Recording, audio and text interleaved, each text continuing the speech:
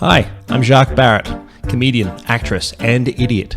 I have a podcast of my own. It's called Quite the Pickle. Each week, myself and fellow comedian Emma Zammit think up a heinous situation, and then we interview a professional who gives us tricks, tips, and pointers on how to survive the pickle. At the end of each episode, we perform stand-up that we've written about what we learnt in the interview. It's a lot of fun. That's Quite the Pickle, available on iTunes and Spotify. We hope you enjoy it. Yeah.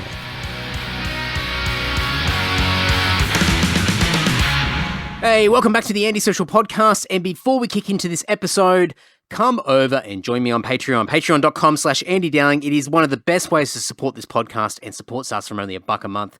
Dirt cheap, set and forget. You won't even notice it. And there are additional tiers there if you want access to the exclusive Patreon podcast that comes out every Tuesday morning, 6 a.m. It is a fantastic way to support this podcast. The Patreon community is the reason why this podcast is now ramped up to 2 episodes a week. Thank you so much to everyone that's been a part of Patreon, and by all means, if you're thinking of ways to support this podcast in addition to the usuals, rating, subscribing, following, sharing the episodes around, a bit of social media love, all that great stuff. If you want to do more than that, come over and join on Patreon, patreon.com/Andy Dowling. Thank you very much.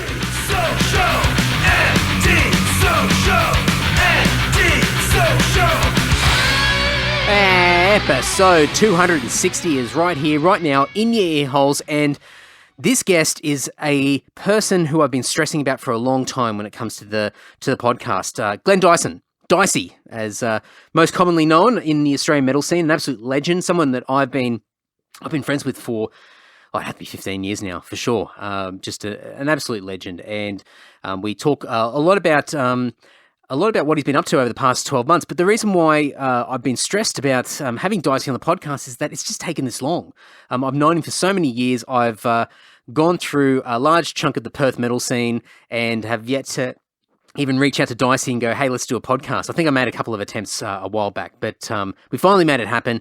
This is a great chat. I didn't even scrape the surface. I was going to go in one direction with him, and he threw a curveball at me right at the beginning, and we just went off on the most ridiculous tangent, and then had a great chat. It was an absolute ball to chat with Dysie, and I think we'll have to do a few more episodes over the coming weeks with him, because he's a part of Australian metal history. If you ask me, he's a very busy guy, whether it be back in the day with his Prime Cuts label, his work with Soundworks touring over the years. He's a musician. He's played in a whole bunch of great Perth bands, currently playing in Claim the Throne, and I think a bunch of other bands that I'm not even aware of. I can't even keep up to date with what Dysie's been up to. In more recent times, he's opened up the metal club in Perth called Hornography. He's got the Bump In Source Co. He's got Apparel Direct. He's got his brand new PR agency that he's just set up called Cult Etiquette PR, and you can go to cultetiquette.com.au, and it's all on the socials. There's so much stuff. This guy is a jack of all trades, and they might say master of none, but I reckon master of quite a few. He's just constantly on the move, and this chat is a great example of just how Dysie ticks and the way he approaches life, and just doesn't mess about. He's always out to keep things moving and keep hustling, and he's an inspiration and a great mate, and I'm stoked to finally, after 5.5 years, finally get him on the fucking podcast. So here we go. Enough crapping on from me. Please enjoy this great chat with the man himself, Dysie. Hey man, am I talking to Andy Dowling or Johnny Farnham? What's going on? Is that your first bottle of wine, or is it your second? Oh, probably my third, to be honest. But I just saw the picture. I just saw your profile picture. Oh, I forgot that. That's Johnny Farnham, isn't it? Hang on. Hang on. Is that an old picture? I don't even know what my profile picture is. No. Looks like an old picture of Johnny Farnham. I could be wrong. Oh no, if it's my Facebook profile picture, it's me with some random German guy with a really horrid mullet. No, it's some dude with a Christmas hat on. Oh, okay, yeah, that's Johnny. Hey, I told you, I thought so. My mum is a massive Johnny Farnham fan. I grew up listening to John Farnham, so really, I know what he looks like when he was really young.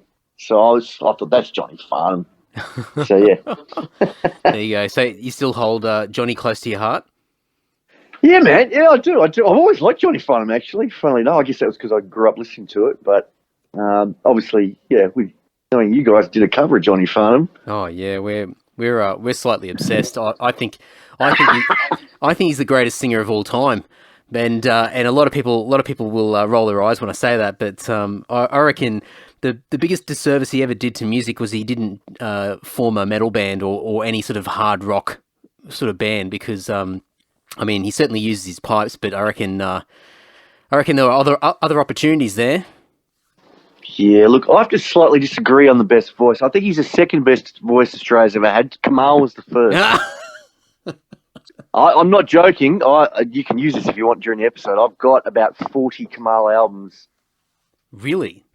Yes. It's the only vinyl I have. It's the only vinyl I own. And the only reason is because I like op shopping. Right? And every time this started from a couple of years ago, every time I go op shopping, I look through vinyl just out of interest. I might find a classic that I might give to a mate or something. And I always see Kamal albums. I feel sorry for him. I was like, I'm going to start collecting these, see what I can get. I've got about 50 Kamal albums you could possibly own. I've bought about 40 from op shops. Wow. For a grand total of about $87.50. It's amazing. There's actually a guy from Perth. I don't know if you know him, but his name's Stu Loseby. And okay. I think he works at a music shop, and I can't remember for the life of me what the name of the place is. But he's not a metalhead or anything like that. But I think we came across each other on some Facebook group, vinyl or just random sort of music collections or whatever. And there was a running joke about Kamal vinyls, and I said that there should be a national day every year where everyone celebrates Kamal. And I'm down with this. I'll help start the movement. Yeah, okay. So we might have to try and research this idea, because what you just said is exactly what we were talking about, because we would go into op shops and there's always Kamal. Even on the East Coast. Always. At least one. Always at least one. And so I looked up his whole back catalogue online, because I want to try and get a grasp of just how many, albums and compilations and whatever he's released over the years. And there's a lot. There's like a couple There is hundred. a lot. I'm telling you, I've actually, no joke, man. In my wallet, I have a list of what I don't own. So when I go, because it got to a point where I was coming back with doubles, going, oh fuck, I've already got that one. Funnily enough, too, I also grew up listening to Kamal because my mum was a big Kamal fan. Wow. So it started off as a bit of a joke, and then it just became a bit of an obsession. And I refused to buy them online because I don't want to ruin the vibe of the op shop Kamal collection. No, it's got to come from an op shop for sure. Yeah, and I've even bought some in, I think, Adelaide and Brisbane, where I've been on tour and a day off, and I've actually gone op shopping purely looking for Kamal. Found a couple of classics I don't have. So. Well, oh fuck, this is what a way to start this podcast, because with this Kamal Day, what we were going to do is actually try and collect as many Kamal vinyls as we could from the op shops, and do very similar to what you're doing, and try and just get them all and just see how long it would take to build up the entire back catalogue. And I started, but then I just gave up really quickly. But I at one point had maybe 15 of them, and I think I may have got rid. I might still have a few. If I've still got a few, I'll tell you what I've got. And mate, tell me what you've got, because if there's anything you don't have, I'm prepared to pay good money, like at least $3. That's about 3 times as much as you probably paid for it. Big prof there. Yeah. Oh, that's so funny. Oh, of all the things. Oh man, yeah. So we were going to do a National Kamal Day. I think it was going to be sometime in September. There was a reason for it. It was either his birthday's in September or something like that. It marked a particular event in Kamal's life, and we're going to just basically put this whole celebration of Kamal around this particular day. Brilliant. And yeah, it sounds like you're the man to sort of really spearhead this campaign. I'll promote it, mate. I'll do it for nothing. Might have to. For the op shop price of $1, I'll promote it. Oh, the cogs are turning already. All right, I'll have to make a yeah, I mean, he's still going too. He's still alive. He? He had a little. I think he had. Yeah, man. He's quite old now. He's in his 80s. Yeah, he did a little special last year, I think, in Adelaide. I think he lives in Adelaide now, and but he's still going strong. He's still singing. He's still the smooth, silky voice. Oh, he's got a deep voice. I tell you what. Yeah. I could see why my mum loved his voice so much. So I told my mum about what I was doing. course, she's like, "You idiot!" But then she would chuckle. She goes, "Oh, look here, I've got some here. If you're missing any," and she did. She had a couple I didn't have, so I actually got those ones for free, which is great. Can you imagine if it got to a point where there was enough hype around this and everyone jumped on the bandwagon and suddenly it was just impossible to find his vinyls anymore because everyone just cleared out all the op shops, and suddenly all of a sudden they're worth like $30. Yeah, that's it. There's suddenly a demand for it. The market changes. All right, well, you know what I'm doing tomorrow? I'm op shopping. I'm going to clear it first of what's left. I'll probably have a second and third collection. Oh, that's so funny.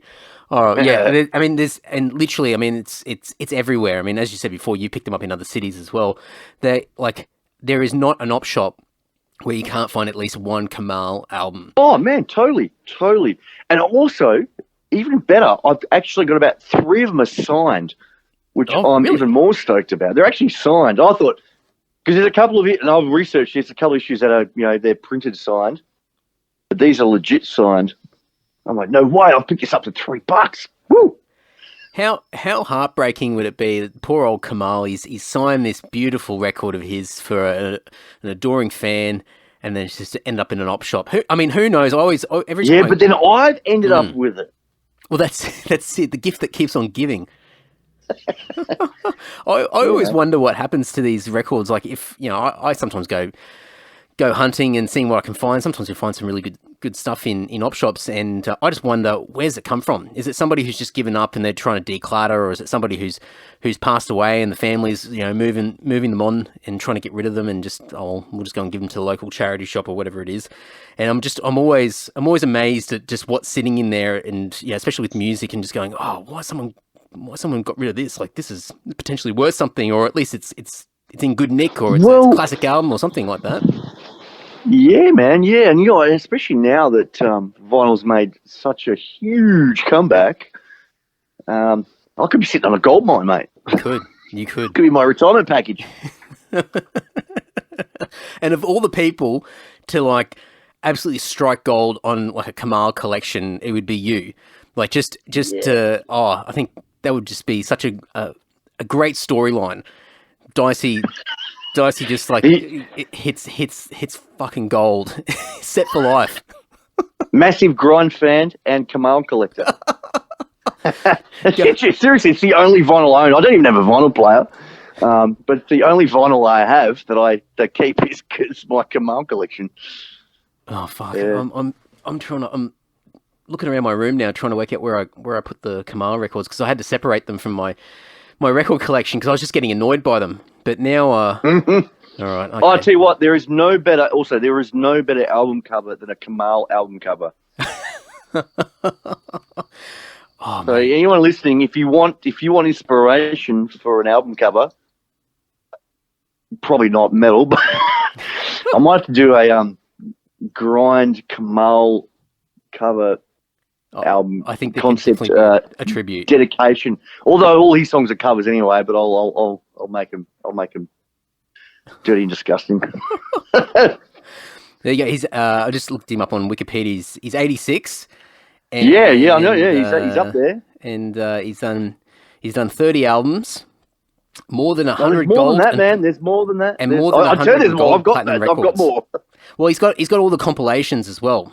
So well, that's right. There's a lot. There's a lot to. If you're a true collector, you get everything. Oh yeah, and I mean, maybe you get all the variants as well. So maybe. And there's also stuff that was released overseas, like in Germany, that's not available here. I've done my research, man. Trust me.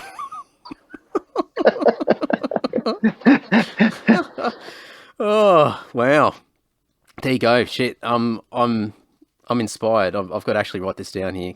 Come on, because I'll... Yeah, I'm sorry, man. Good way to start the phone call. No, we're great. talking about classic Australian music, so it's all good. Yeah. Oh, fuck. I mean, I was pretty pumped to talk about Farnsey, but to be honest, I mean, I'm glad we shifted gears to Kamal pretty quickly.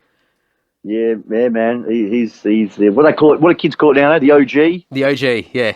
Although Farnsey's is definitely OG as well, but yeah. I think. Oh, Kamal would definitely be. I mean, he's far older than Farnsey. I think Farnsey's might only be at he must have about 15 years on Farnsey. By the way, I don't think Farnsey ever did a big day out. I know Kamal did. You're right. Wow, I didn't know that. Yeah, Kamal did one of the last big day outs. Oh wow. Wow. Sadly, I did not witness this spectacle. This is before my obsession. But he did. He did. He did one. I'm sure of it. He did one of the last big day outs. Really, I think there's all the ingredients are here to really make a resurgence for his public profile, but especially with like the millennials. I think there's an ironic sort of edge to it where I think we can make Kamal cool again. Oh, Kamal cool with a K for sure. See, this is why I need to spear the promo campaign. Yeah, that's right. That's right. Right? And I'll do it for $1. Hey mate, screen printed T-shirts. We could do some little doilies. For your cup of tea. Little stubby holders. We'll do bandanas.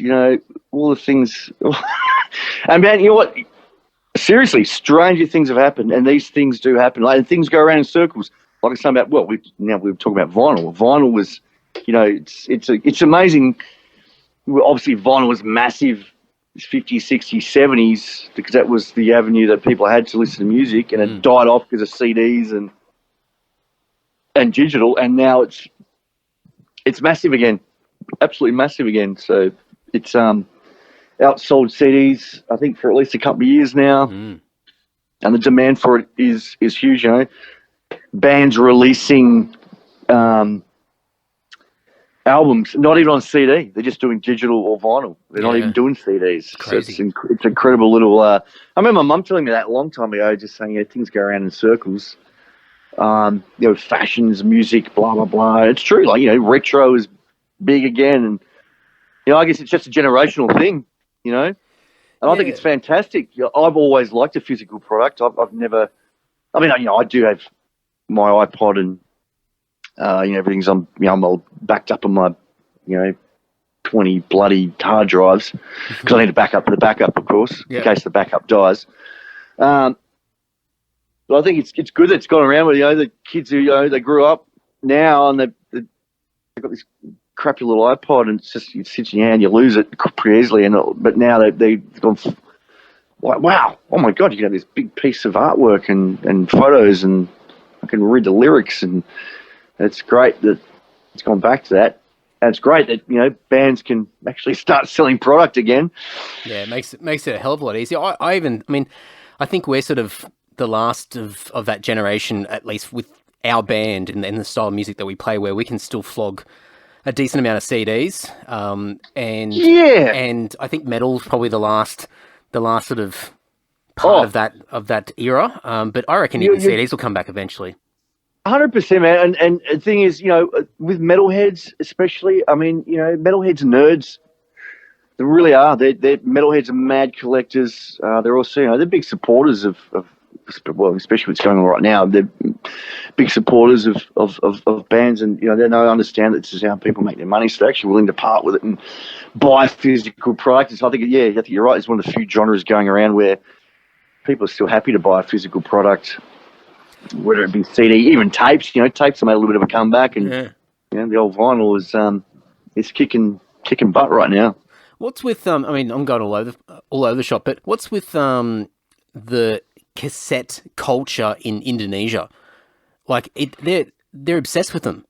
I can't work out why. I mean, it's a bit of a novelty. I like the idea of it, but it just seems to be such a big thing over there.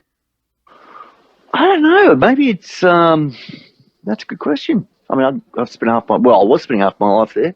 I don't know. Maybe because it's cheap. I don't know. Or they just haven't looked past it. I mean, I don't think Indonesia would ever be a big vinyl. I don't think very few people probably even have a vinyl player there. But I don't know. Maybe it's just the way it is. Maybe I don't know. Russia could be the same. Maybe they're all about tapes. Maybe obviously, a lot of people don't have a lot of money there, and if it's just easy to have a little tape and a little tape deck, and that's what they can afford, that's what they run with, Yeah, it might be what they play through, and they're probably a lot of little tape decks and things like that to cart around the place. That's probably and far cheaper than a CD sort of stereo or whatever it is. So yeah, it's weird because I think when we did Hammer Sonic a few years ago, Hendro over there, he goes, "Oh, you want to do a cassette?" And I'm like, "Oh yeah, all right, cool." So we did a little deal, and I mean, it cost fuck all to do a cassette. It's amazing. I was almost intoxicated by the thought of the possibilities of just doing the entire back catalogue in a cassette variant, and I thought, oh, hang on, I might just I might shoot myself in the foot here. But yeah, we did a little run of 100, and they were great. You know, it was fun. It was a little novelty to see your music on a cassette and have it there on your shelf there with the rest of the stuff you've released. But it's just so wild. Just of all the places, and every time I'm like, even going back to the op shop stuff, you know, going to an op shop and I find some old hard rock cassettes, and I take them home and I'm having a look, and they're all Indonesian press. It's just incredible. Yeah. Oh, which obviously means they're all bootlegs. Yeah. That's fine. Yeah. You know? But there you go. I mean, but I think the metal crowd loves that stuff. I think you know, they do, you know, and like I said, metalheads and nerds, they're collectors. I mean nerds in the best way, and that's the only way I mean it, because, you know, nerds are cool. I like nerds. I'm a nerd. I'm a metal nerd. But you know, I mean, you know, lots of Perth bands of, you know, pressing tapes, and the people are buying them. They don't even have a tape clip. They don't even play it. It's just something to collect from, you know, your band you like, and whatever. It just kind of looks cool. You know, I've still got my tapes from, oh my God, mid-'80s, which, you know, I haven't played probably since the 90s when CDs came out, but they're still sitting there. They're all, I've got some old demos and whatnot. So, but yeah, you know, it's cool. I like it. You know, different formats, and the fact that they're still around. And, you know, I like to do a little bit of eBaying here and there, and you just, you know, you'll type in a band, I don't know, Entombed or something, and you might be after a shirt that I lost 20 years ago, and oh wow, there's all these tapes. They're usually pretty cheap, so look, whatever. As long as people are buying some physical product, I'm all for it, you know. Do you reckon over the past 12 months with all the COVID stuff that I think fans have just got a little bit more awareness of where the dollars go now? I think just understanding how the mechanics behind it. Look, you know, obviously, obviously, you know, with Soundworks, with Brad and Dave, Brad West and Dave Haley, you know, we used to, well, maybe we're all best friends, but, you know, we were all, you know, keeping regular contact, and we're, you know, talking about current situations and, you know, obviously where we're headed into the future. But, you know, we've been talking about that. People, you know, there's no tours, right? So there's no tours, especially for, say, people in Sydney and Melbourne, where they'd probably going to 2 or 3 tours a month. So they're not spending $70 on a ticket. They're not spending, you know, 50, 60, $100 on merch. They're not spending 50, 60, $100 on beers for the night.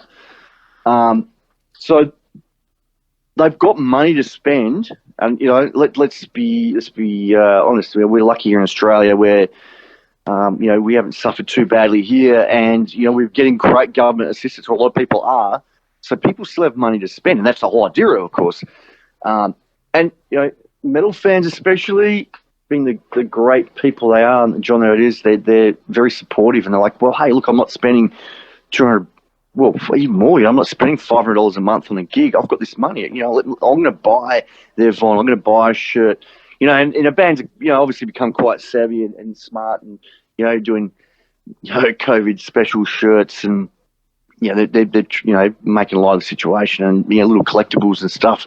And bands are, you know, they're happy to pay for it and buy. I got to support the band, man. They can't tour.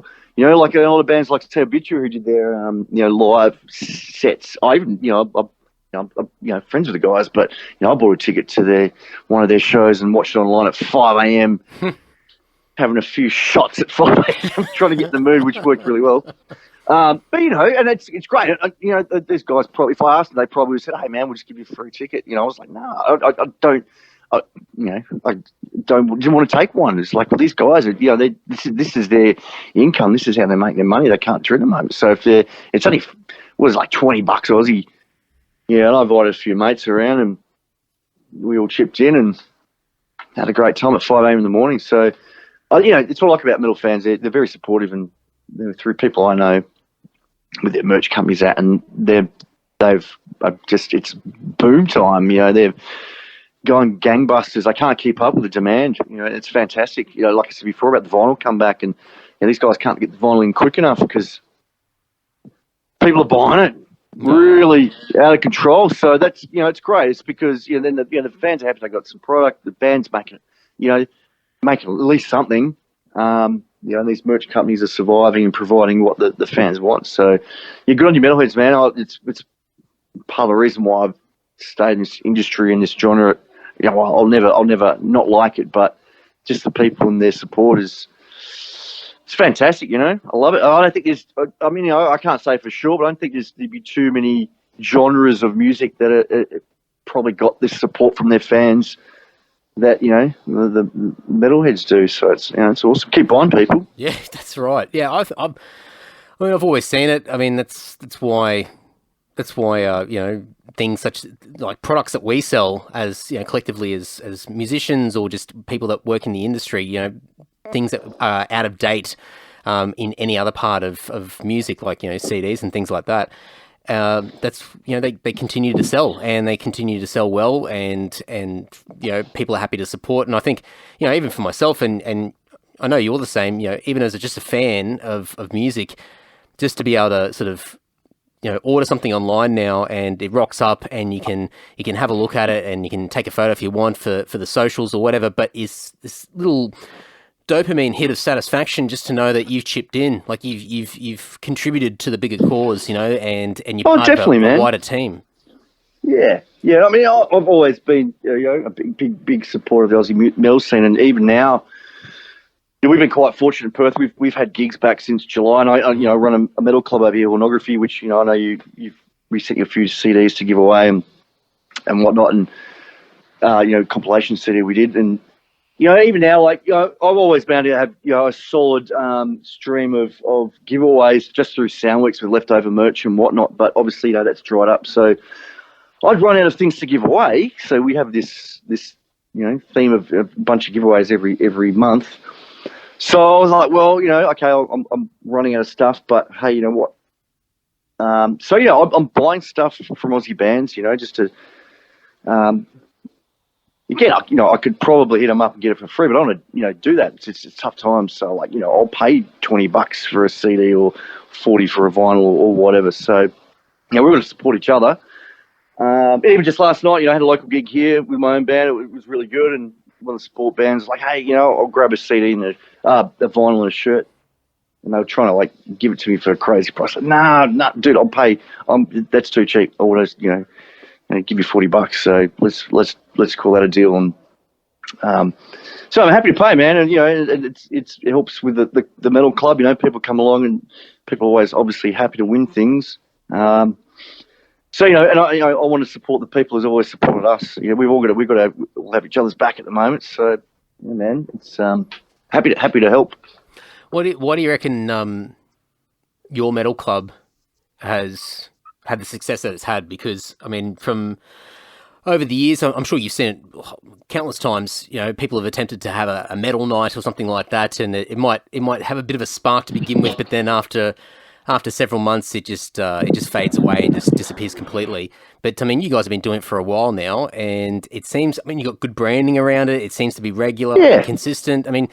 Because is it yourself and Cabba or Cabba? Yep, Cabba as well. Yeah. So it's been 2.5 years now. Look, I've been wanting to do it for a couple of years, but I was a bit time poor with a million fingers over a million pies. But I managed to free a bit of space, and I just found the Perth metal scene was a little stagnant. There's no new bands, I was seeing no new faces, and so I just wanted to come up with a different concept of a metal night, but not just 4 bands playing a gig, which is, for the sake of nothing with no thought put into it. So we kind of come up with this idea of, we just have 3 bands, longer, 45 minutes between bands, a lot of, obviously, background music, a lot of giveaways, drink specials. But mainly for the idea of trying to get younger people coming through, because it was. And don't get me wrong, with old people, my vintage still going to gigs is great, but you need this younger crew coming through. Just to try and attract people to come to gigs and realise there is a good scene in your own backyard, and try and encourage new bands to come through. We'll put a new band on. We don't. We've got no discrimination with any kind of style of metal, rock, doom, sludge, whatever. New bands, old bands, and we really mix it up. You could have a bunch of 18-year-olds playing their first gig right through to dinosaurs like myself, playing the 100th time in Perth or whatever. So, but it's actually we make it a fun. So me and Cabba get up and we MC between each band. You dribble a bit of shit, tell a joke. We always have a giveaway, and we always make some little competitional game like putt golf, or pin the dick on Fred Durst, or or literally kids games, but making it metaling it up, and just bring a really fun element to it, and just creating a community where you just can come to a night and just hang out. It's not necessarily, it's a gig, of course, but it's not just a gig. It's just, and anyone can come along. It's worked exactly how I wanted it to. Even last night, it was not a Hornography gig, but I was playing and just looking out. There's like a lot of faces I've never seen before, and I constantly see now in Perth, which is great. And the scene is. I'm not certainly not going to take credit for everything, of course, but there's a lot of other people doing good work in Perth as well. But it's great to see new faces. It's great to see that a ton of new bands have come through. So it's good. I think we helped reinvigorate the scene a bit, because it was getting very stale and boring, and I hadn't seen a new band for like 3 or 4 years. I'm like, man, there's got to be kids out there playing guitar and drums and whatnot. Or if they're not, I've got to make them interested. So yeah, it's good fun, man. It's we put a bit of work into it, but we also make it ourselves very contactable, and we have a lot of stalls, artists, photographers, pretty much anything. If people hit us up and go, hey man, can I sell my trinkets? I'm like, go for it, dude. It's all about a community kind of thing. So yeah, man, it's really good. It's really good, and people look forward to it. Yeah, I reckon it's great. I mean, this is probably the big thing why Sydney sucked for so long. Everyone blames, the things that have happened over the years more politically, like lockout laws and the likes. But really, I think we just lost a consistent place for people to hang out, and more than just, throw in 3 or 4 bands and just chuck them in the corner of the room and that's it. People have got to have a place that they can go to, that they're familiar with it. They know that, it might be their wingman or whatever's sick that night, but they know that they can still go, and they're going to bump into people that they know there. And yeah, exactly. And you could, and that's exactly what I think. It's a social night. I mean, a gig usually is, of course, but it's more of a social gathering. It's, big breaks between bands. I was just, with Soundworks, and we hooked up with people in Melbourne, and we were running clubs and running giveaways, and we're kind of sort of loosely based on what these people were doing, and like Amar down in in Melbourne and whatnot. So it was like, you got to do something here in Perth. It'd be great. And Destroy Lions had things kicking for quite a while, and so it was just like, let's just give it a go. Just is it just get some cool branding? Got a Free Indonesia to do the logo. I mean, I come up with the concept. Got Free Indonesia to do the logo. The name, just sort of a name, which I was actually driving a DJ down to Bunbury, completely unrelated to metal, but some UK DJ I'd never heard of who was headlining. So I guess he was a big deal. I don't know. It's all about those driving gigs. Half the time I don't know who they are. Of course, it was weird because they were just not talking about all, which is fine. It's as a driver, it's not your job to talk, it's your job to drive. And they were on their laptops, I don't know, mixing beats or some crap. And I was like, I've got to come up with a name for this club. I spent 2 hours driving south, and I'm like, all these names coming up, but no, these all suck. Anyway, he headlined, and we drove back that night. So it's like I'm driving back at like 1 a.m, looking out for kangaroos and rabbits and stuff. And then I was like, Hornography just hit me. I was like, that sounds good. Perfect. Yeah. Cool. All right. Yeah, that's it. I think that's it. And if people don't like it, I don't care. But it sounds cool to me. So, it's stuck in here. Yeah, people dig it, man. We've got our own merch. And so, mate, look, maybe you should start a Hornography chapter. We'll patch you up. Oh, fuck. The cogs have been turning. I love that stuff though, man. No, I love. You could be president of the Sydney chapter, Andy. Oh God, get my colours. Yep. Yeah. Oh, I'm colourblind, Matt, so it's only black and white. Don't worry. Yeah, I mean, it's the same stuff that we do in our band. You know, you're trying to build a community of people. You're trying to engage with them. You're trying to make them feel like they're the extension of the band, and all those cliches that roll with it. But they work, you know. And I mean, I remember in Brisbane. Yeah, and you would have seen this as well. Like Rosie's was a hotspot for gigs, but every Friday and Saturday night they would be getting 500-600 people through the door. Yeah, that's when Geeks was running out, wasn't it? Monolithic or something, wasn't it? Yeah, and people would go and they either don't know who's playing or they don't give a fuck who's playing, but they still got to pay to get in because they know that vibe's going to be there. It's going to be a party atmosphere. The people that they know are going to be there, and even more important, and this is something that, as bad as it sounds, it is 100% true. There were women there, and if you've got the women there, the guys are going to rock up. And I think that's the big thing. You got to find that balance and make it appealing for everybody. And if it's just a sausage fest, then it might still be successful, but not to the extent that it will be if you get a few more women feeling encouraged to come through the door. Because that was, I mean, a massive thing for Rosie's. There were so many women that would go there, and as a result, lots of people peeled their asses off the couch and made the effort to go in because, you know, there was a little bit of an additional social dynamic to the mix that made it a little bit more appealing than just going out and having drinks with your mates. So it was cool. I mean, and I always sort of modeled any event off what those guys were doing for a while there because they totally made it a consistent social gathering where people had a great time no matter who was playing and no matter what the event was. Yeah, exactly. You know, exactly. It's just a good social gathering of good people.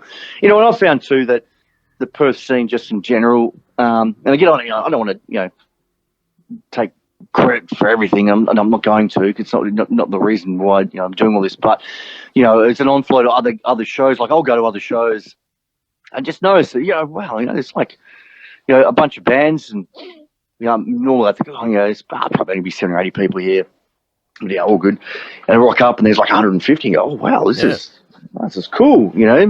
Like to think, okay, maybe I've helped a little bit, create this. But the Perth scene's really strong, and that's I've achieved what I wanted to do. And as long as people still keep coming, we'll keep doing it. And it's just great to see so many young faces now at shows, whereas I wasn't seeing that before, and it was. And just smiles on people's faces, and all these kids are buying merch and listen to me, 48-year-old Dysie, or 47, not 48 yet, almost. But it's good, man. I like it. Yeah. It's just created such a good buzz here, and seriously, if anyone else is listening in any other city, whether it's Adelaide, I mean, I'm not too sure.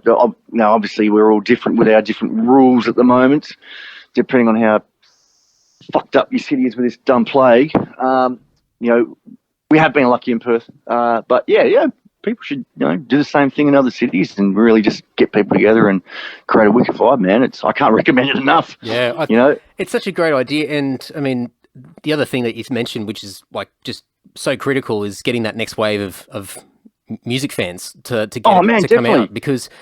Man, I go to gigs in Sydney and I know all the bands, and there's not too many of them left. Bands don't have the shelf life anymore, and there's very few young bands coming through. And just because either there's no opportunities or they don't know how, and there's no networking, like it used to be. And so I just look around and go, especially because people hit me up all the time going, oh, hey, who are some Sydney bands so we can consider putting together a package or something, a Sydney show, we want to find some supports or whatever. And I'm like, here's the list, but that's it. I don't know. I really don't know. And there's just not enough opportunities. So yeah, I think what you're doing definitely needs to be replicated in other areas, because you need, and especially the 18-year-olds, I mean, just so pumped to be out. And if they've got a place that they can go and they're already liking heavy music and all that sort of stuff, you're just pumped to be in an environment where there's a bunch of cool people that like the same things that you like. You just get some passionate straight away. Yeah, man. And look, it's not just it's not just about the local scene here as well. I'm trying to keep the entire scene alive. It's obviously with Soundworks and what we do is when we can get back to business. I want obviously we want people to come to shows. It's going to be important. I'm sure people will. I noticed when we did shows back in July, when we got back into it, and we're very lucky where we had set of gigs for a couple of weeks, and it's been pretty much normal since August. The shows were huge, man. The first couple of months, they were double, triple what they normally are because people are so starved of shows. So, I want to help keep the scene alive. So then when we can bring international bands back, and I'm sure anyway it would happen, but, people will come out in droves. But you've got to keep your local scene alive and keep it in people's faces. And, because, people don't come to our shows. We can't tour bands. So I think it's very important for me personally, I think it's very important to keep the local scene, the Australian scene, alive and kicking, and making sure people are going to shows where they are buying merch, and when we can fire up again, everyone comes out in droves because it's what we do, man. It's my world, my living, and I don't want to have to not do it.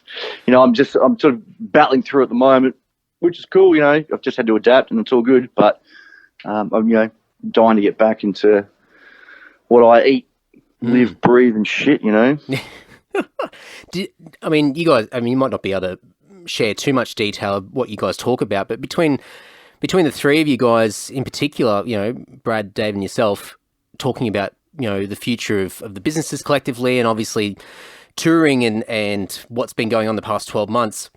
I personally, I've got no clue. I'm no expert, but I can't see international stuff happening for a fucking long time.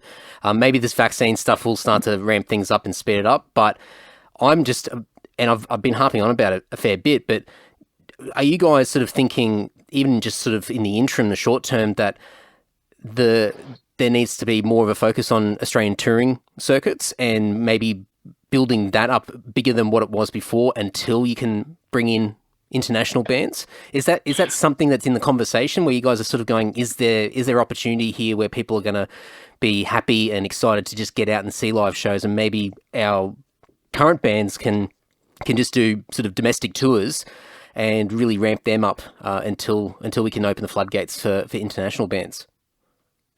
Yeah, well, look, international, just there's no point. Obviously we discussed it, but there's no point making any plans. It's just too many uncertainties. It's just, okay, the vaccine's out. Is it going to work? We don't know. It's going to, say a country like the US and Europe, they're a mess at the moment. It's going to take 12 months before I'm no expert, but, it's going to take a long time before we see any, is this a work? Is it happening? We get worried about oh my God, two cases of the mutant UK thing somewhere, and we're like, oh, the whole country freaks out. It's only Europe, UK and US, you got millions of people, 20, 50, I don't even know, 1,000 a day. That's going to take a long time to clean up that mess. So internationally, nothing we can do. Too many uncertainties. We just I can't even leave my own state, so there's no point trying to, we're touching base with bands and management and booking agents and just saying good day and, just doing the rounds and, hope, all these people are our friends too now, we've known all these people for a long time. So it's a matter of hey, how you doing? Look, maybe we can look at next year, maybe, but, the whole thing's, we don't even know what venues are going to be like. What's to say that venues only operate at 50% capacity for the next 5 years? That's right, yeah. And when you got tours, sometimes you need 600 or 700 people a show just to cover costs. How can you book a tour when you can't even book that many people? You can't even have that many people at a show, per show. So, which means then you can't broker deals, and it's just iffy. So it's just a matter of at the moment keep touching base and hoping for the best. So until we have certain answers, domestically or locally, it's it's the same kind of thing. I know talking to some bands and I don't want to. Who wants to do a tour and have seated shows? Metal shows. It's not a jazz club. That's cool for a jazz club, man. People like. Well, it's true. People like to sit there with their wanky cocktail and their $50 fucking whiskey and watch a jazz band. That's fine, man. That's their thing. It's all good. Comedians, whatever. But a metal show, no way. Yeah. So, bands that, we know and love and who we know do quite well. No interest. So, the first step will be, when the time is right, of course, bands will want to tour, or your Psychroptics and King Parrots and Distant Tombs and all those, probably yourselves as well. You're all going to want to tour, but I wouldn't book a tour right now because, look what's happened just in Brisbane. I mean, imagine if you'd booked a tour and you were playing in Brisbane this weekend. Screwed. I'm too scared to travel anywhere interstate at the moment, just being stuck somewhere or having to go into quarantine or whatever the hell, just because of an overnight decision. So I agree, and it's tough. I mean, I think in the back of my head, I guess this is a struggle that everyone has, is that no one actually has a timeline. There's no timeline. No. There's no light at the end of the tunnel going, okay, well, we can at least prepare knowing that in March we'll be in a better position or whatever it is. It's just everything's an unknown along the way, and there's another curveball that comes flying along, and you've just got to try and adjust. But I've been harping on a lot about it to people, just to say, look, plant the seeds, or at least start to build the networks while you can with people, because I mean, I just look at Sydney, and I just see opportunity everywhere. Sydney's just been so shit for so many years, and you've got Trad and Crowbar, and you've got the guys at Frankie's, and there's pockets of good people doing good stuff. But for the size of this city and the amount of people that are here, and the couch potato metalheads that are out there, there's definitely opportunity. And I just go, man, you look at all these pubs and clubs that will want to put on live shows when they can, and they'll be so much more open-minded to it than ever before, because they'll just be trying to get people through the door. So I'm like, man, just get a Sydney circuit happening. Just something out to the burbs again. Man. Whatever it takes. Totally, man. I think, at the moment, people just need to focus on the local scene and just support, your local bands. Like I said before, people, when we got back to gigs, and even though it was 50% capacity, which really didn't make too much difference, it was pumping, man. Like we had two of our biggest Hornography nights, the first two shows back. We had like 200 and close to 250 players 2 months in a row. I mean, we usually get a solid crowd of around, before that it was about 120 a night, which is, that's great. Perth, it was great. It's just a solid, and now things have settled down a bit. We're back down to sort of 120, 130 a month, which is great. But I think just everyone just needs to focus on their local scene.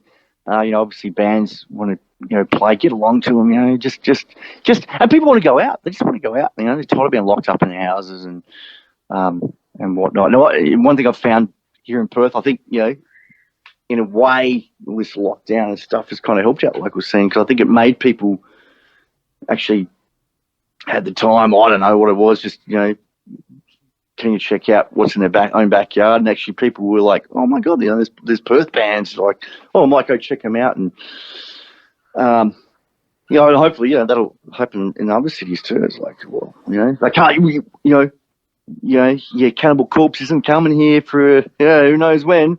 So just go out and, check out your local version of Cannibal Corpse and bang your head to them and buy their CDs and stuff. Just keep supporting, man. It's all going to happen. It's just gotta, it's gonna be patient.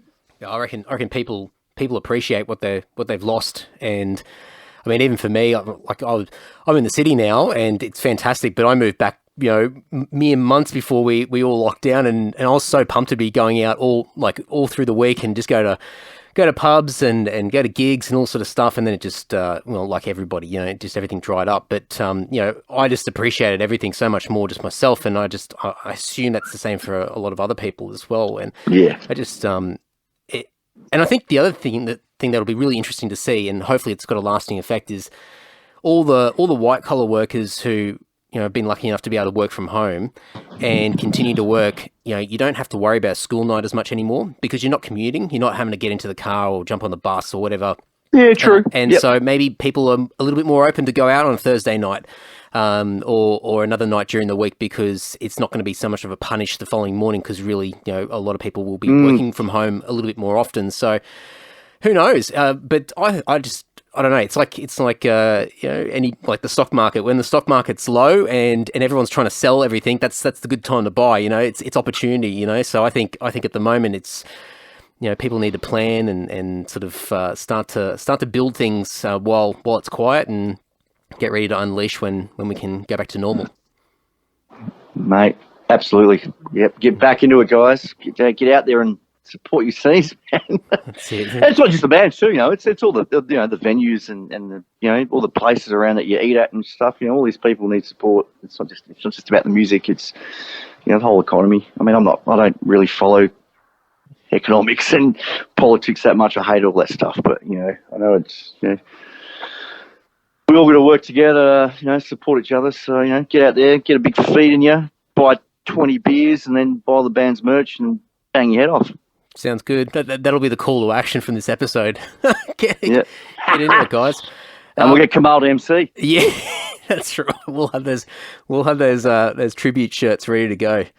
Are you drinking the Kool-Aid with the K or the Kamal-Aid or something like that? Yeah. Oh! Yeah. Yeah, let's do it, mate. Yeah. You and me, let's hit him up. Yeah, all right. Yeah, all right. The cogs are turning. Oh, jeez.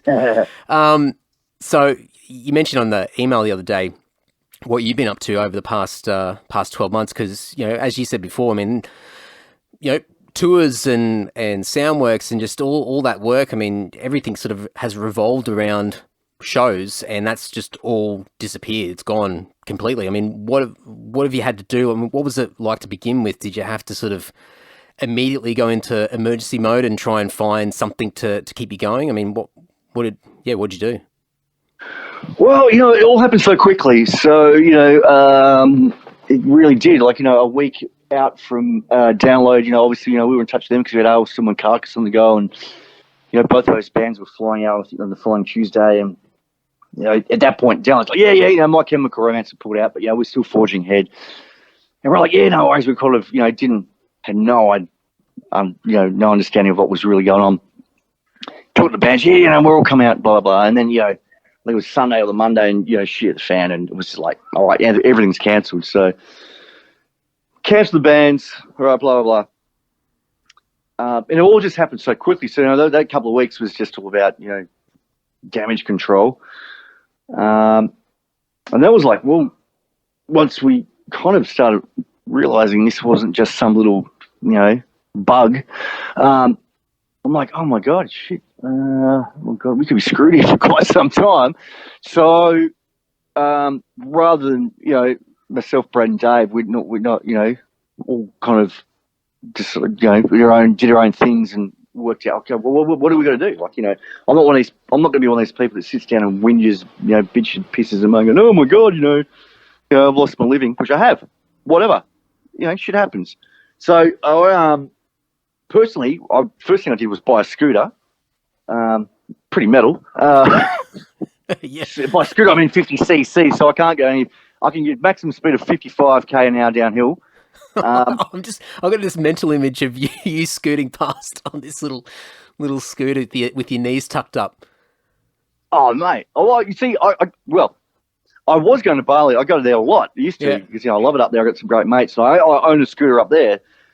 So, I mean, I was always thinking about buying a scooter because I just want to save money on petrol. I got a big van which chews up the petty a bit. So, I save it anyway.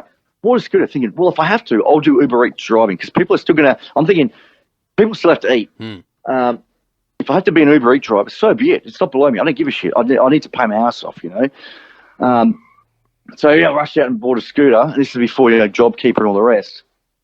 Then I got that, but then I was fortunate enough where Brad Weston from Soundworks, my best mate, he's got a burger shop in Perth, which he's had for a couple of years, now almost 3.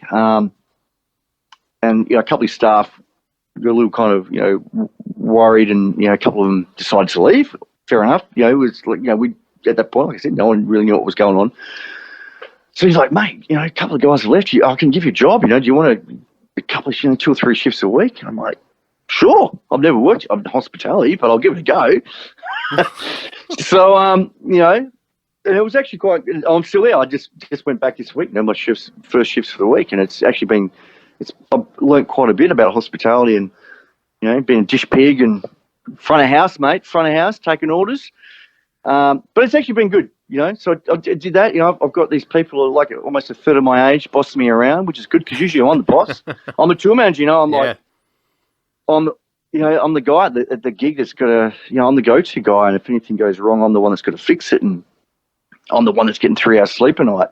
I was actually good having, 18-year-olds telling me what to do. Hey, mate, you reckon you go cut some pickles for us? Yeah, sure, no worries. And the good thing is it's a rock-themed, burger joint. So, we've always got Led Zeppelin playing and, Ozzy, and, I throw in a bit of bolt throw in here and there to, please myself. But it's good, man. I was lucky enough, good mates helped me out, and I've got another mate who's, a metal friend too, but he's, started up a painting business. He's like, mate, I've got too much work. It's all exploding me. You do a day or two a week. So I've learned how to paint houses. Jeez. Oh, I know. Jack of all trades. I never expected to be painting houses. Plus, I'm still eligible for the job keeper, and I'm both those jobs. It's only part time. It's not huge amounts of money, but it all helps. So in the end, I didn't have to do the Uber Eats. Although once job keeper finishes in a couple of months, I might have to. But that's all right. Whatever. I'm not gonna. Nothing's below me. I don't care. I'm not afraid of hard work, and I've just got to adapt. Everyone's got to adapt, and just I guess in a way, I'm fortunate. I don't have a wife and kids to support. It's just me. So it's a little less stressful for me. I can understand a lot. Other people probably a lot more stressed with their own situations.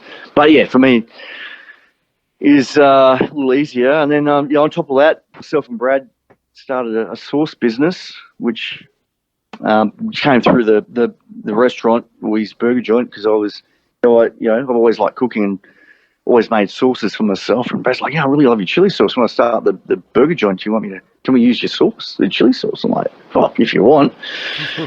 That picked up, and then people wanted to buy it in bottles, and we started bottling it, and all of a sudden, maybe we should do some different flavours. And now we're doing band sauces. Yeah. The first two have been Psychroptic and King Parrot, which both have ended up being our best sellers, because like we've talked about before, metalheads and nerds and collectors. So we get 100 bottles of King Parrot sauce, and it's sold out in about 10 days. I was not prepared for that. So, doing that as well, and it's not a huge money spinner, but hey, it's fun, man. I'm in the Bumpin' Burger kitchen cooking up sauces, and sometimes it's actually quite weird, sitting there going, well, usually I'm out there tour managing, whoever, some of the biggest bands in the world, and here I am cooking up sauces for King Parrot, and, doing dishes and painting houses, and so it's not. I'm certainly not complaining. I'm actually, there's elements I'm enjoying for sure, and a little less stressed. I've now got about 150 chili plants in my backyard. Wow. I've become a chili king, apparently. Well, I buy the chilies for our, the Bumpin' Burger sauce. I'm referred to as the Chili Man. Hey, Chili Man, how much you want this week? 1 kilo, 2 kilo. So it's been fun, man. I'm not, I've just, had to adapt. I certainly wasn't going to sit there and whinge. Which a lot of people do, and I don't have time for that. Whatever. So I love it. I'll keep plugging away at that stuff, and if any bands want any band sauce, just go, hit us up, and we can do whatever you want. We can make it hot, mild, sweet, whatever. So it's been interesting, that's for sure. I mean, it's, as you said, like, you got no choice. You just got to dive in and do whatever it takes to keep money coming in, and you can to survive. But I mean, glass half full perspective. If you weren't thrown into the situation, you wouldn't have found yourself in all these different scenarios where you're basically experiencing all these different situations where you're working with different people you would never work with, under different circumstances, different skills. I mean, even just the versatility, the mindset of just having to pick something up, put it down, and then go to the next thing, and just to keep it all ticking. I mean, it's just so many people who struggle with change, with anything outside of a routine and a very sort of basic structure. And so I mean, no doubt you're better for it, even though, I guess if you could control it, you wouldn't have gone through the situation. But I mean, definitely, there's some benefits from the experience. Yeah, man. I think the problem with a lot of Australians, we are a bunch of whinging assholes. We really are, No, it's true, man. Yeah. And people, even though they're getting a job seeker and the job keeper, I never expected the job keeper. I really didn't. And I'm very grateful for it. And it's going to stop in March. And if it stops, it stops. I'm not going to whinge about it. It's like, okay, well, I'm going to have to do something else to make ends meet. That's fine. A lot of countries haven't had that. A lot of people in a lot of countries haven't had that. So, but people still like to whinge and go, I can't get a job. I've spent 7 years, studying psychology. Well, good for you. That's great, on ya.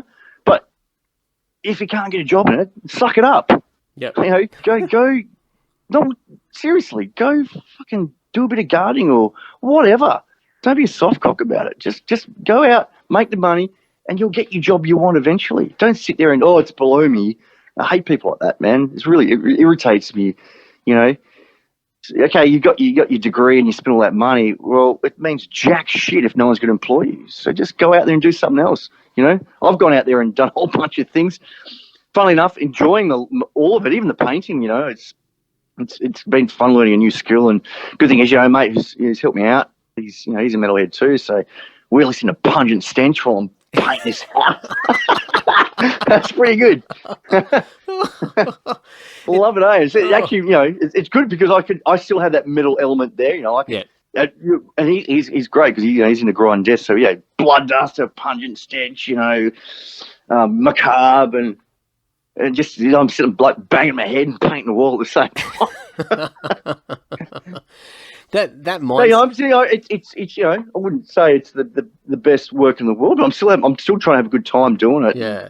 I'm just grateful that my friends help me out, and I can pay the bills, and I don't know, whatever. If shit really hits the fan one day, maybe I can start a painting business and who knows? paint the walls with chili sauce. Who knows? Yeah, that's right. But I think it's the same as like bands as well. I mean, you've got bands who have absolutely dwelled in the situation over the past year or so, and other bands who've just taken a step back, taken a breath and gone, all right, well, what do we do? And I've been absolutely floored with the creativity of some bands just to try and keep their audiences engaged, their community engaged, doing, as you said earlier, like, different merch ideas, doing stuff online, whatever it might be, just to keep the needle moving, and yeah, props to you them. do. As a band, you need to keep momentum, and of course, bands start doing masks. Great idea. Why not? Bands, doing live shows, streaming shows. Bands doing a lot more recording. Releasing the ISO videos. Just record, just filling it themselves and compiling something together and just still being creative and keeping the momentum going and keeping in people's faces. And, that's what they need to do. You just got to be a doer. Don't sit there and fucking whinge about everything. Just go, all right, well, shit, okay, we can't get together and film a film clip in a bloody warehouse. Let's just do it in our lounge rooms and we'll just black things out and do it all, put some effects on there and do something, write an EP, do a cover, whatever, just fans they're still hungry for your music. So just think outside the box and get creative and, do something a little different and have fun with it, It's not all doom and gloom, Well, you just got no choice, I mean, there's going to be no value in just sitting and dwelling about it and complaining about it. There's literally no benefit that's going to come out of doing that. And so those people who take a little bit of time to sort of assess the situation and go, okay, well, where are the opportunities? What can we do? They're the ones that, I mean, and it might not always be a success. I mean, there's a lot of fucking error when you're doing trial and error. There's a hell of a lot of error, more error than absolutely, man. There's always going to be hit and miss. Yeah. It doesn't matter what you do. There's always going to be hit and miss, and some things some things will take off, and other things will just go, oh well, whoops. Well, at least you tried. No harm in trying, right? Like nothing ventured, nothing gained. That's it. Yeah, better than sitting back doing nothing at all. Yeah, exactly. Yeah, and well, actually, just then, one thing I didn't mention with the million things I do is myself and Miller from Black Rhino also started a publicity company, purely focusing on Aussie bands called Etiquette PR, which was his idea when we toured. They supported I Hate God late last year, and he approached me and said, "Hey man, like I know what you do with Soundworks, and I've always done PR for bands as a side thing anyway.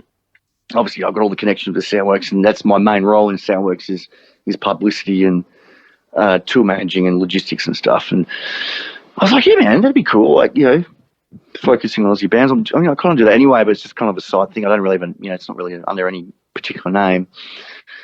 So yeah, we started that, and we're just touching on what we were talking about with bands doing EPs and recordings and video clips, and we've been fortunate enough to get off to a great start, obviously with the people I know, and with King Parrot and Psychroptic and Bremelin, Descendo Acheron, the Crisis Act, which was members of Psychroptic and King Parrot and Revocation, and so that's been good to work on too, because I've always been I used to have a label years ago, Prime Cuts Music, and always been a big supporter of Aussie music. So when Mel had the idea, I was like, man, I'd love to do it. And as it's turned out, it's been helpful as well. Being able to sort of that aspect of all the new skills I'm learning, that aspect of it actually, it's still keeping in line with what I love doing is metal music, and I've got a massive passion for Aussie bands. So it's been good to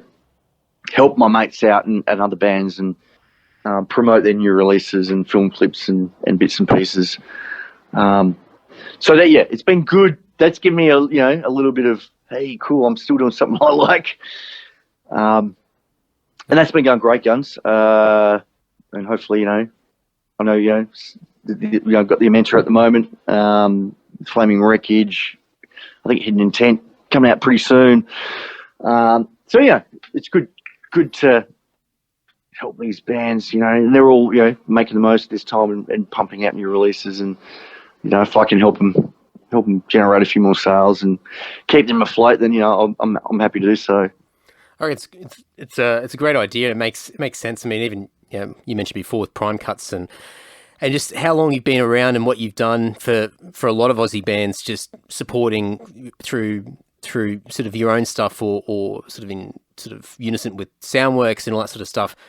It just it makes complete sense that you do something like this now as well. So yeah, and I mean you've got the. I'll butter you up a little bit, but you've got the reputation. There's some legitimacy around you because people know who you are, and you do have those connections. But I think it, when, especially from a PR point of view, the hardest thing that a lot of bands have is that often we're contacting people that very cold approach where you're trying to build a relationship from nothing, and a lot of these guys out there in media in particular just get absolutely swamped with shit every single day, so much noise, and so it's almost impossible to build that relationship with these guys, and that's why people like yourself are really, really valuable, because you've spent a hell of a long time building and cultivating relationships with people all over the world. So for you to be able to sort of go down this path and offer that help, that service for bands, yeah, it's exciting, and hopefully that sort of ties in with what we hope there's going to be a bit of a resurgence for people wanting to get behind local music and going out and seeing bands and buying the merch and all that sort of stuff, and hopefully it just all neatly ties in together. Oh yeah, man, yeah, for sure. I mean, I've been doing this. What year is it? 2021. Yeah, something like that. Yeah. I mean, I've been, doing PR on the label. Well, I don't really run the label anymore. I just sort of ran out of time. But oh God, it's been 22 years or something now. I've been doing the whole promo thing, and obviously in that time I've developed a lot of really good relationships with people. So I do have that advantage where I know if I send a presser out, I know a certain amount of people are going to pick it up. And publish it. I know I can help with reviews and interviews, and help bands push their stuff out, and that's the whole idea, of course. As a publicist, that's your job. But it does help. The people do know. I mean, I've had that relationship with a lot of people for years. Like Brian from Loud. I've known that guy since day dot, since I first started, and he's got a few years on me. So. I know he's fantastic. I know I can hit Brian up. Hey man, can you, any chance you can review this one of you guys? He's like, yeah, for sure, buddy. And it's good because if I'm running a PR company and people, bands are partnering with their money, they obviously want to see results. So, it's never a guarantee. You never know what the media is going to pick up. We always state that beforehand and say, look, okay, you're obviously paying for a service, but it's up to the metal gods in the end as to who publishes what, and who reviews what, and who interviews you and who doesn't. Just depends on what else is around at the same time. A lot of factors, but as long as I've got a core group of media that are supportive, I've known for a long time, and get some results.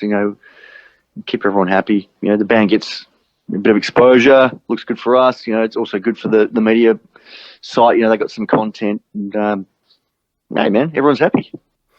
Sounds good. Exciting stuff. Because it's taken me 5.5 years to get you on the podcast, and I tell you what. Oh wow, you've been doing it for that long. Yeah. Actually, I've got to admit, I've never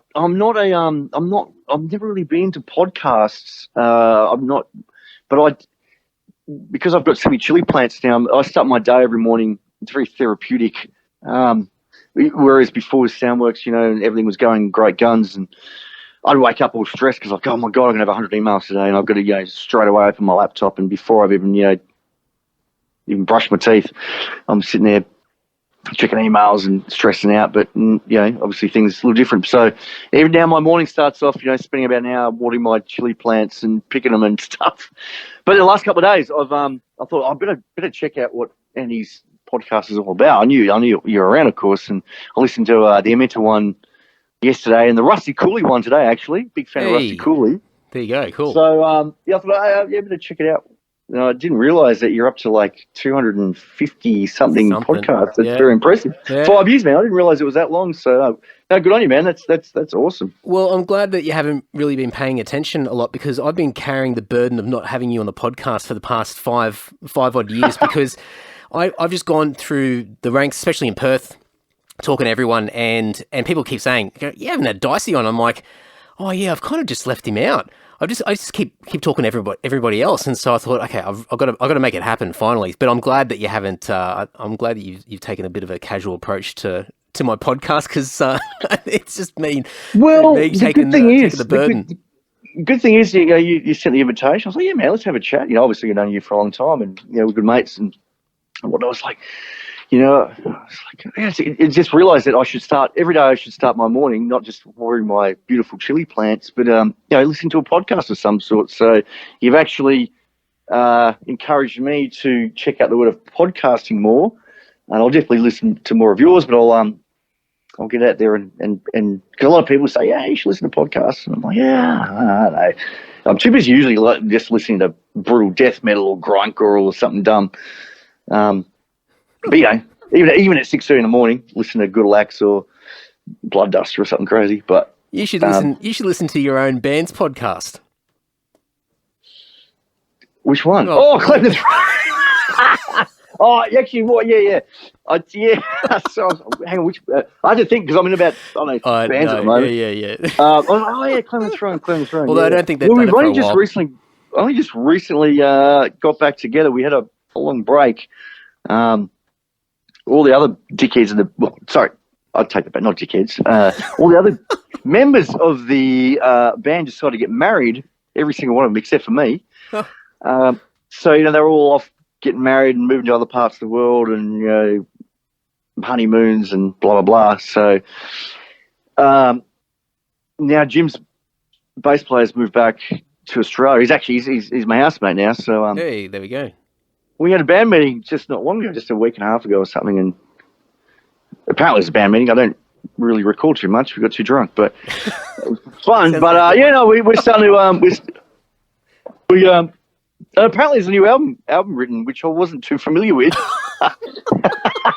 I don't write much for the band, which is that's cool. My job is more to promote it, so it's Cabba and the other guys, it's their vehicle for their musical talents. Because I'm more about dumb grind riffs than clever melodic riffs. But yeah. So we're back on board, and I've been listening to relearning and listening to the old songs. It's a bit of a challenge, man. I don't know if you've had to do it, but like we haven't played songs for 2.5 years. Oh yeah, I know. Hey, we got a gig coming up. We got a gig coming up. You learn these songs. I'm like, oh yeah, it should be easy. No. Go play like. I like remember 20% of these riffs.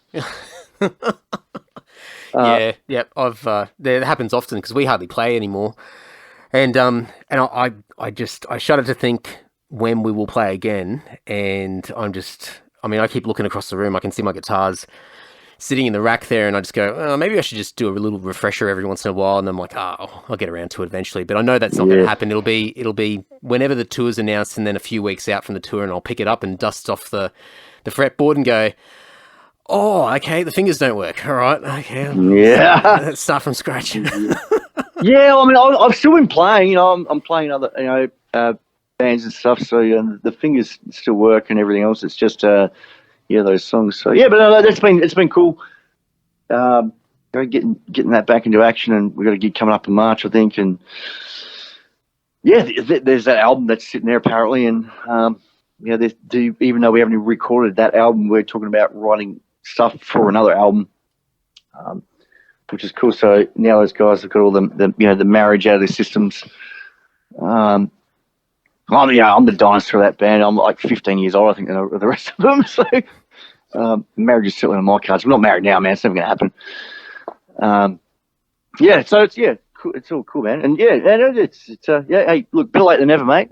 No, that's it. Well, as far as the old podcasting goes, and but yeah, no, man, I'm glad you hit me up, and I'm glad you've actually sparked my interest into listening to podcasts when I start my days every morning, slowly becoming a farmer, I guess, a chili farmer. Another skill I've learnt, cultivating chili plants. Oh, I got this little montage of images in my head of you out there in this, with a little, I don't know, just a little apron or something like that with your watering can and watering your plants. Mate, I'm all about hand watering because Perth, we got a problem of not much water here. So I'm all about. I don't put the sprinklers on. I don't have them, but if I hand watering saves water, mate. And God, the last couple of weeks we've had here, it's with the heat. I just got to save the water, man. The planet is dying, so I don't want to. You don't want to contribute to it by wasting copious amounts of waters on my beautiful chili plants. So I just give them the love and care just the right amount of love and care that they need. Whilst usually listening to a bit of grindcore, but now I'm going to podcast and try and enrich my brain a little bit, maybe. But by the way, your Rusty Cooley podcast was awesome. Oh, thanks, mate. Yeah, that was he's a mate. That guy is out of control. And really weird to talk to him as well, because it's like, this is the guy that used to, when at least from my end, like getting into guitar. I mean, that was just one of those freaks. It was one of those videos, and I didn't even know who he was. I saw the video before I knew who he was, and just these Speed Demon shred videos, and I'm just like, oh my god, like what's going on here? Just like the fastest guitarist in the world or whatever. The first time I saw it was Jim, from Claim the Throne, the bass player, and he's like me, he plays guitar, and he's a mad true himself, and as well, bass and whatever. But we're at his where he used to live before. He's like, it was like 2 a.m. We're pretty drunk. We were really drunk, but he goes, oh man, because he loves Ingwe. He goes, oh, have you heard of Rusty Cooley? I'm like, Rusty Cooley? Is that a real name? That has to be made up. Like, I don't know if it's a real name or not. Either way, he's so cool that he can be Rusty Cooley. It's cool. Anyway, he chucked it on, and we spent about the next. Put it this way, we were watching Rusty Cooley videos until the sun come up, because I was just going, put on more. What the hell is this? This guy's a freak. What the hell? So yeah, as I was scrolling through today, like, I listen to any podcast, looking for something that sparked my interest, and I was like, Rusty Cooley. Oh, okay, let's stop. I'm plugging that in. And yeah. Oh, thanks, mate. Well, I'll I'll be picturing you listening to podcasts with your watering can and maybe a little lovely basket with your chilies being put in there, and then hopping onto your little scooter, and then. Oh, mate, yeah. Look, all the chilies are starting to ripen now, so I'm watering them. Then I'm like going around, put them into my little basket. Well, I've got a basket, but I'll get a basket just for you. I'll send you a picture. Thanks, mate. Yeah.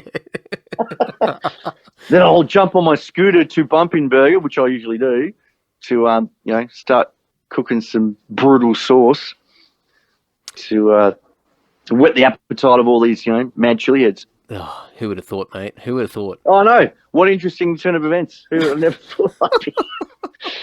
thought I'd be working in a burger shop and making sauces and painting houses. But 2021, here we are. There we are. Yeah, that's 2022 could be the same. Oh, it could be fingers crossed. Different. Fingers crossed. I'll be back with Brad and Dave, bringing out the best of the metal bands around the world to everyone, and we can hopefully get back to a normal life, and we can all bang our heads and get sweaty again and love what we love, man. That's what certainly miss it. Certainly miss it big time. And I think what I'll do is I think we should catch up again soon for another podcast. I'm gonna make the most of this and cool, man. And get you back on in a few weeks or whatever, because there's so much stuff I haven't even scraped the surface with you, because I want to do a Ray Martin This Is Your Life in a way, because there's so much from back in the day, and just like the times that we've come over to Perth and stayed with you, or we've met up in other parts of the country or whatever, and just some of the stories you've just thrown out, and they've just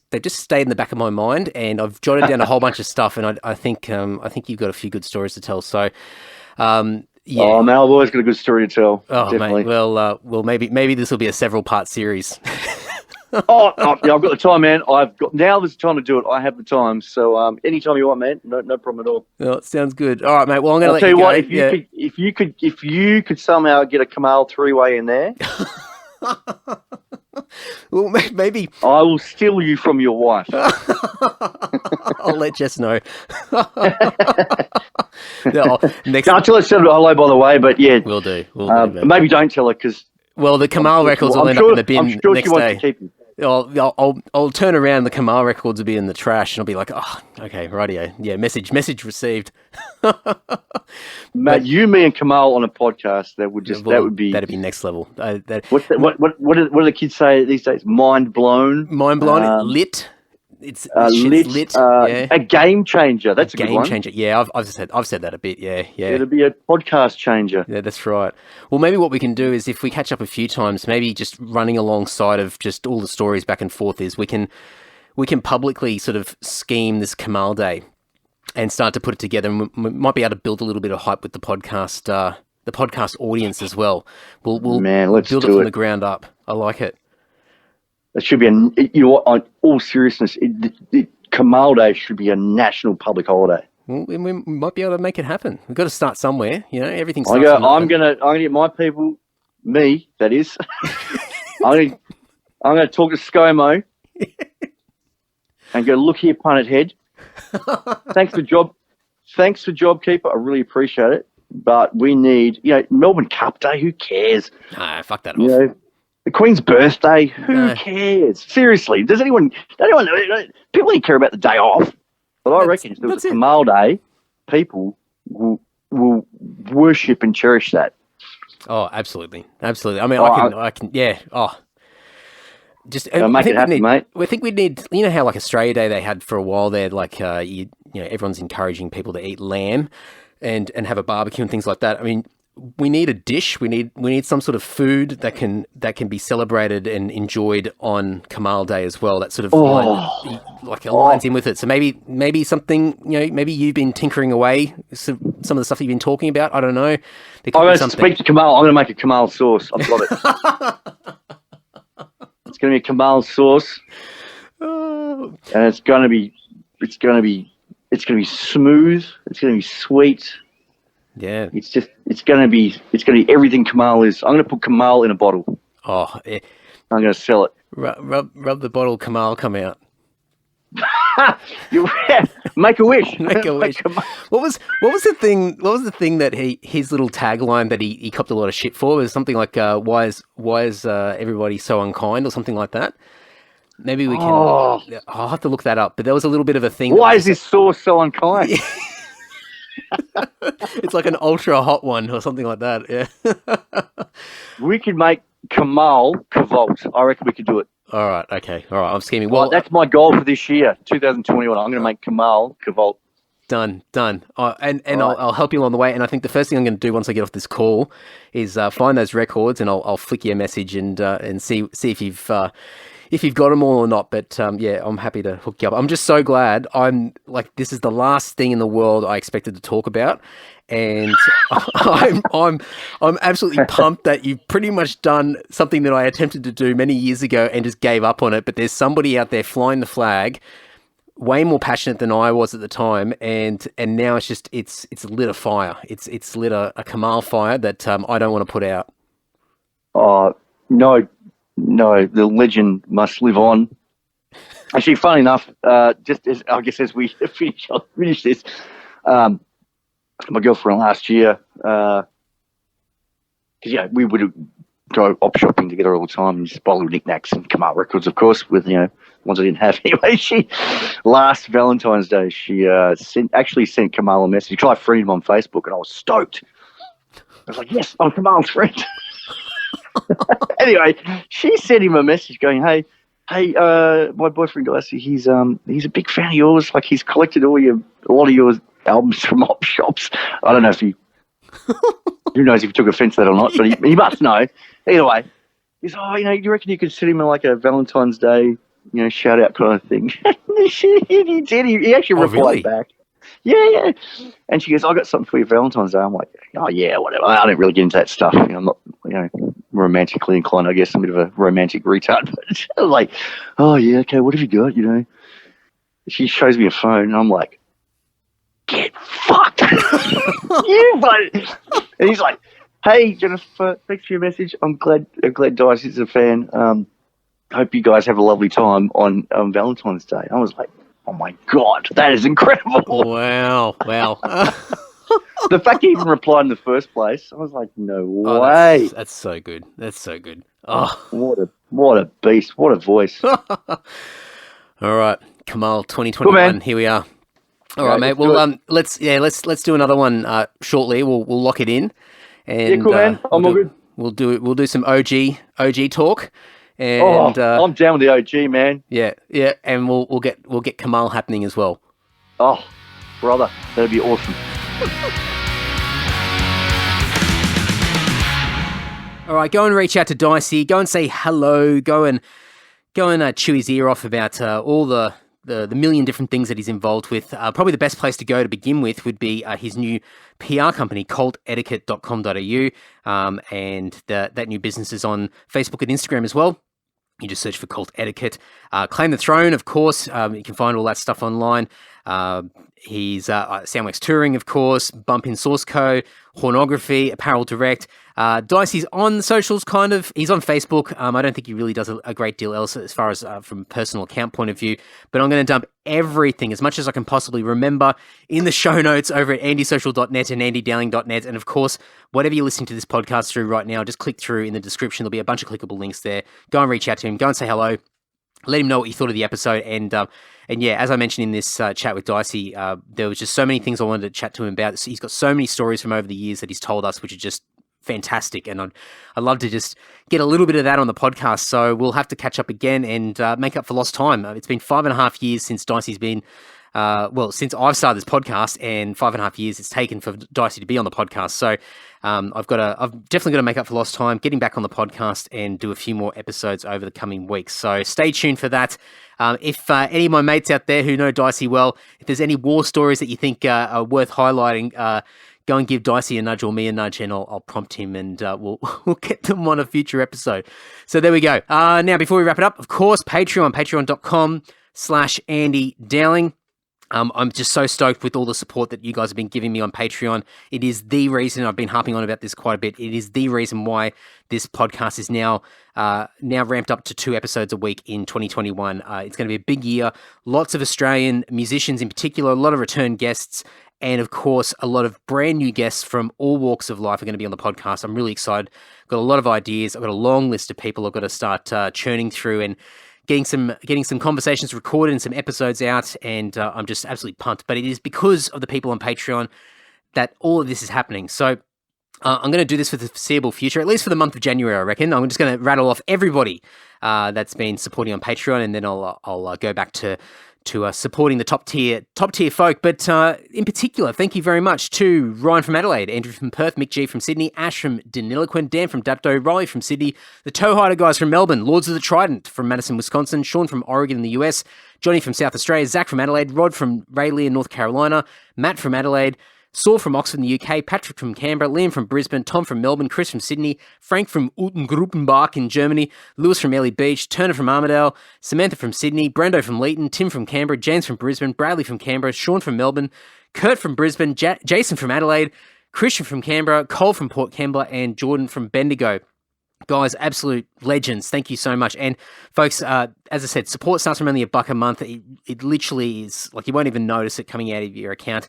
It's a great way to support this podcast. And my goal for this year is to get the Patreon numbers up more so than the dollar value. I think just having a nice community over at Patreon, giving me a little bit of encouragement is absolute gold for me. So consider that. Join patreon.com/Andy Dowling. And I'll be forever thankful. So we're going to wrap it up now. Next week, okay, all right. 2 episodes coming next week, of course. Monday's episode is going to be a first for Andy Social. I have not had somebody of this profession, of this background on the podcast.